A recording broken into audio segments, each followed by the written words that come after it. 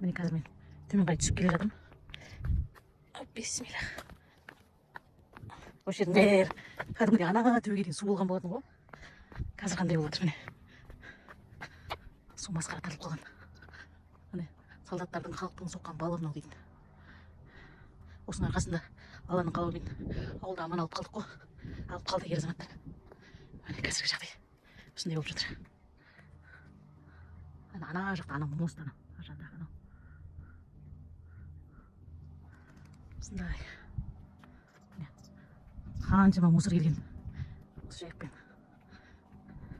Мына жерде біздерде деген набежка салынып жатқан болатын. Міне байқасаңыздар мына жерде. Бұйырса ары қарай жұмыстарын жалғастыратын болар. Бұйырса сол су келгеннен кейін тоқтап қалды ғой. Осы жерде бұйырса бізде набежка болады. Мына жерде балық ойнап жатыр. Қазіргі жайықтың жағдайы осындай. Қаншама ағаш теректер келген.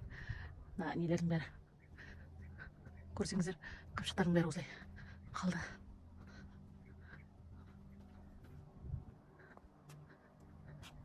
Тым-тырыс. Су келген уақытта дейтін бәрі халық болып осы жерде күні түні солдаттар бар осы жерде. Улап шулап жүрген еді. Бәрі де өткінші нәрсе болып қалды. Қандай жағдай болып жатыр қазір.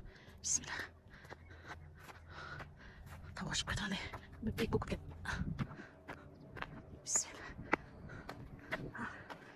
Осылай. Ар жағы осы ауылдың іші.